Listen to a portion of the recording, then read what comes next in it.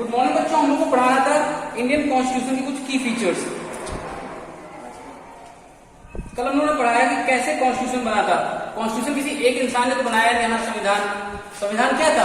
जिसमें रूल्स और लॉज के बारे में लिखा हो, जितने भी कायदे और कानून हैं उनके बारे में लिखा हो, किस तरह हमारा देश चलेगा, किस तरह सारे नागरिकों को उनके हक मिलेंगे, कौन सी चीजें हम नहीं कर सकते, कौन सी चीजें कर सकते हैं इस देश में।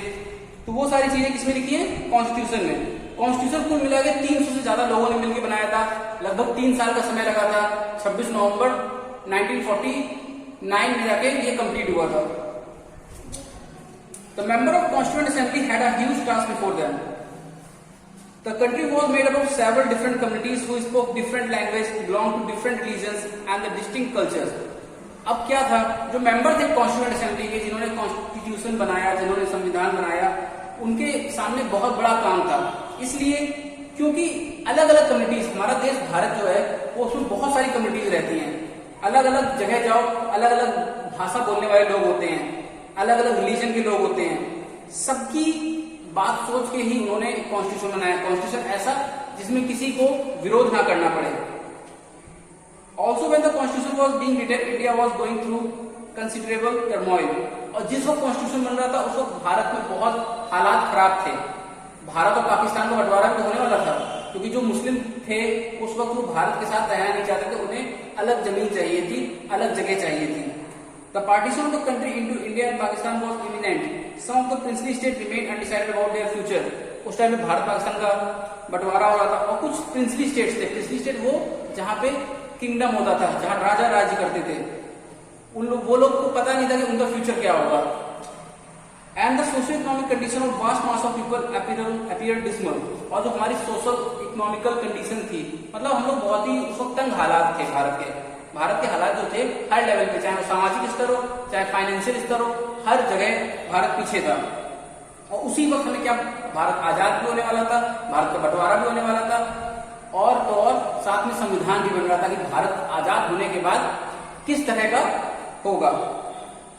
All of these issues played on the mind of the member of the Constituent Assembly as they drafted the Constitution. तो जब कॉन्स्टिट्यूशन बन रहा था तो ये सारी बातें हमारे जो भी लोग थे, जो इस 300 मेंबर थे, उन मेंबर्स के दिमाग में थी कहीं ना कहीं। They rose to the occasion and gave this country a visionary document that reflects a respect for maintaining diversity while preserving national unity. वो चाहते थे कुछ ऐसा हम संविधान बनाए, कुछ ऐसा कॉन्स्टिट्यूशन बनाए जिसमें सारे लोगों का, मतलब कि सारे लोगों के हक की बात हो। ऐसी बात ना हो कि कोई ये सोचे कि यार यहाँ पे हिंदुओं के बारे में सोचा जा रहा है, मुस्लिम्स के बारे में नहीं सोचा जा रहा है, या सिख के बारे में नहीं सोचा जा रहा है, या हिंदी भाषा बोलने वाले लोगों के बारे में सोचा जा रहा है, तेलुगु बोल रहे हैं या तमिल बोल रहे हैं, उनके साथ गलत हो रहा है। The final document also reflect their concern for eradicating poverty. जो डॉक्यूमेंट्स मतलब बहुत सारे पेजेस थे। कॉन्स्टिट्यूशन है क्या? बहुत सारे पेजेस में कुछ ना कुछ उनके रूल्स और लॉज लिखे गए हैं। तो कह रहे जो आखिरी कुछ पेजेस हैं उसमें ये भी लिखा गया था कि किस तरह से पॉवर्टी हटानी है, सोशियो इकोनॉमिक कंडीशन भारत की अच्छी करनी है। Listed below the key features of the Indian Constitution. While reading these, keep in mind the above mentioned concern of diversity, unity, socio-economic reform, and representing that the authors of this document were grappling with. सबसे पहले पढ़ो federalism. Federalism क्या है? This refers to the existence of more than one level of government in the country. Federalism का मतलब ये होता है जैसे भारत है, भारत में एक लेवल से ज्यादा गवर्नमेंट चलती कि नहीं चलती है। सबसे पहले गांव स्तर पे क्या होता है? पंचायत, फिर जिला समिति होता है, फिर ऐसे करते करते स्टेट गवर्नमेंट आती है, फिर सेंट्रल गवर्नमेंट आती है। होती कि नहीं होती है? एक तो नहीं है कि बस प्रधानमंत्री बैठा है और पूरा देश चला रहा है, ऐसा तो है नहीं। बहुत सारे हर स्तर पर, चाहे तुम एक मोहल्ले में भी रहो, एक वार्ड में भी एक पार्षद होता है, मेयर होता है शहर का, ऐसे करते करते बहुत सारे स्तर होते हैं किसके? गवर्नमेंट के। तो फेडरलिज्म क्या है भारत में? फेडरलिज्म मतलब यही है। फेडरलिज्म मतलब है जब एक लेवल से ज्यादा गवर्नमेंट हो, हर लेवल पे अपने अपने स्तर पर हो। In India we have government at the state level and the centre. Bharat में कह रहे हैं कि राष्ट्रीय लेवल पे है, एक सेंट्रल लेवल पे, और एक क्या है? स्टेट लेवल पे, राज्य स्तर पे। Panchayati Raj is the third tier of the government. Panchayati Raj क्या है? तीसरा पार्ट है गवर्नमेंट का। And you have read about this in your class 6 book. 6th class में पढ़ाया गया था। We know the functioning of the state government in class 7 book, and this year we will read about central government. इस साल हम लोग central government के बारे में पढ़ेंगे। The vast number of committees in India meant that the system of government needed to be devised that did not involve only persons sitting in the capital city of New Delhi and making decision for everyone. ये जो इतनी सारी committees हैं India में, इसका मतलब ये है कि हमें इस तरह का सिस्टम चाहिए, हमें फेडरलिज्म चाहिए, क्योंकि दिल्ली में बैठे एक प्रधानमंत्री पूरे देश को नहीं चला सकते हैं, एक फैसला लेंगे वो पूरे देश के लिए नहीं ले सकते हैं। अब जैसे यहाँ पे मानो कोई यहाँ पर ये मानो गांव है छतमरा, तो यहाँ पे क्या है, यहाँ पे कोई सरपंच होगा तो वो जानता है कि यहाँ की क्या कमियां हैं, यहाँ पे रोड कहाँ बनना है, यहाँ मतलब की पुलिया कहाँ बननी है, क्या क्या बनना है, क्या तरक्की होनी है, स्कूल खुलवाने हैं, लाइट लगनी है। अब प्रधानमंत्री दिल्ली से नहीं देख पाएंगे यहाँ पे, इसलिए यहाँ पे एक लेवल की गवर्नमेंट होना जरूरी है। इसीलिए फेडरलिज्म जो है वो भारत जैसे देश में बहुत इंपॉर्टेंट है। Instead, it was important to have another level of government in the state so that decision could be made for the particular area. वही जो बताया मैंने, हर particular area की अपनी एक government होनी चाहिए। While each state in the India enjoys autonomy in exercising power on certain issues, subject of national concern required that all of these states follow the laws of central government. हालांकि होने को हर जगह अपनी अपनी government है, लेकिन हम लोग कुल मिलाकर कहीं ना कहीं जो भी कायदे कानून बनते हैं वो किसके हिसाब से बनते हैं, सेंट्रल गवर्नमेंट के हिसाब से। जो सेंट्रल गवर्नमेंट चाहती है वही होता है। लेकिन अब जब डेवलपमेंट की बारी आएगी तो सेंट्रल गवर्नमेंट देख ना लेगी यहाँ पे क्या डेवलपमेंट चाहिए। एक लॉ चल सकता है पूरे देश में कि मानो चोरी करने की 6 महीने सजा है, वो दिल्ली में भी है, कानपुर में भी है, लेकिन अब कानपुर में चाहिए एक रोड क्योंकि यहाँ उबड़ खाबड़ हो गई है। अब ये सुना कि दिल्ली में साफ है, सही चल रही है, तो कानपुर में भी सही होगी, तो यहाँ के लिए क्या होता है, अलग से गवर्नमेंट चलानी पड़ती है। समझे इस बात को। The Constitution contains lists that details the issues on each tier of government can make law on. In addition, the Constitution also specifies where each tier of government can get the money from the work that it does. Constitution में ये भी लिखा है कि जो government है वो कहाँ से मनी पाएगी, मतलब अपना जो भी उसे डेवलपमेंट करना है उसे पैसा कहाँ से मिलेगा, सेंट्रल गवर्नमेंट कब अलॉट करेगा, कितना अलॉट करेगा। Under federalism, the states are not merely agents of federal government but draw their authority from the Constitution as well. तो जो स्टेट गवर्नमेंट है वो केवल ये नहीं कि जो चाहे सेंट्रल गवर्नमेंट कहे बस उतना ही करे, उसको अगर लगता है कि हमारे प्रदेश में, हमारे राज्य में किसी चीज की जरूरत है तो अपने हिसाब से बदलाव ला सकती है। All persons in India are governed by laws and policies made by each of these level of government. जितने भी भारत में लोग हैं सब इन्हीं लॉ और पॉलिसी के अकॉर्डिंग चलते हैं। अब लिखा parliamentary form of government. The different tier of government that you just read about consist of representatives who are elected by the people. कितने भी लेवल की गवर्नमेंट हो, चाहे वो गांव के स्तर पे हो, शहर के स्तर पे हो, मोहल्ले के स्तर पे हो या देश या राज्य के स्तर पे, वो सब क्या होती है, पार्लियामेंट्री फॉर्म ऑफ गवर्नमेंट होती है। क्यों? क्योंकि उनके चुनाव होते हैं और हम लोग वोट देते हैं और हम लोग चुनते हैं।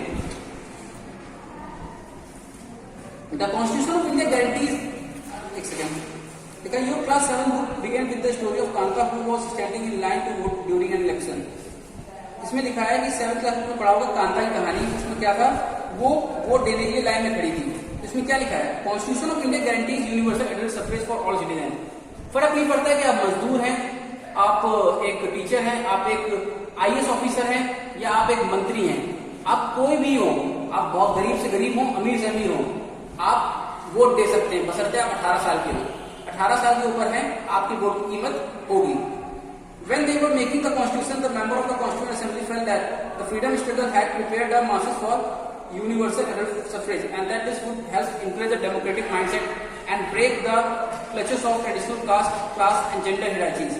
पहले के जमाने में क्या होता था, औरत वगैरह औरतें होती थी, उनको हक नहीं था। जो गरीब लोग होते थे उनको हक नहीं था वोट देने का, औरतों को तो बिल्कुल नहीं था वोट देने का। तो ये चीज क्या थी, ये सब चीजों को हटाने के लिए ये यूनिवर्सल एडल्ट सफ्रेज रखा गया। इसमें ये है कि 18 साल के ऊपर हैं, फर्क नहीं पड़ता आप लड़की हैं या लड़के हैं, फर्क नहीं पड़ता आप गरीब हैं या अमीर हैं, फर्क नहीं पड़ता आप दलित हैं या आप ब्राह्मण हैं, आप किसी भी कास्ट के हों, आप किसी भी धर्म के हों, आप किसी भी लिंग के हों, आपको वोट देने का हक है। This means that the people of India have a direct role in electing their representative. इसका मतलब है कि भारत के हर इंसान को, हर नागरिक को जो भी 18 साल के ऊपर है उसको हक है अपना रिप्रेजेंटेटिव चुनने का। Also, every citizen of the country, irrespective is her social background, अब वो सामाजिक स्तर पर कितना पिछड़ा है इससे फर्क नहीं पड़ता।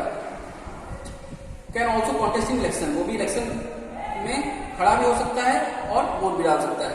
These representatives are accountable to the people. पर ये जो representatives होते हैं जिन्हें हम चुनते हैं, अगर ये कुछ काम सही से नहीं कर पाएंगे तो ये हमको जवाबदेही बनती है इनकी।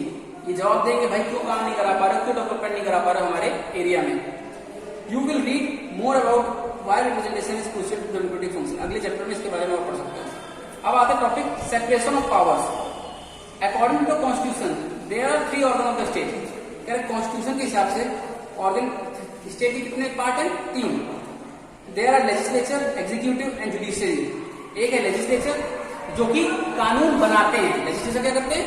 कानून बनाते हैं। एग्जीक्यूटिव क्या करते हैं? उन कानून को लागू करते हैं। जुडिशियरी क्या होते हैं? जो न्याय देते हैं। न्याय का काम कौन करता है? Judiciary system. कानून बनाने का काम कौन करता है? लेजिस्लेचर। और एग्जीक्यूटिव क्या करते हैं? उन कानून को लागू करते हैं, एग्जीक्यूट करते हैं। The legislature refers to our elected representative. Legislature किनके लिए? हमारे इलेक्टेड रिप्रेजेंटेटिव जो नेता जाते हैं संसद भवन में बैठते हैं, वही तो कानून बनाते हैं। The executive is a small group of people who are responsible for implementing laws. वही लिखा है। एग्जीक्यूटिव क्या होते हैं? जो लॉ को इम्प्लीमेंट करते हैं, लागू करते हैं ग्राउंड लेवल पे। In order to prevent the misuse of power by any one branch of the state, the Constitution says that each of these organs should exercise different powers. कोई एक दूसरे की पावर को एक्सप्लॉइट नहीं कर सकता है, सब लोग अपना अपना काम अलग से करेंगे।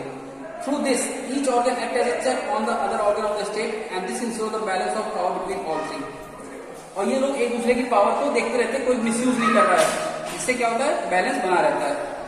आज के लिए इतने रखते हैं, कल से पढ़ेंगे फंडामेंटल राइट्स के बारे में और सेक्युलरिज्म के बारे में। फंडामेंटल राइट और सेक्युलरिज्म बस ये दो टॉपिक बचे हैं, उसके बाद चैप्टर आपका फिनिश हो जाएगा। ठीक है, आज लेते रहते हैं।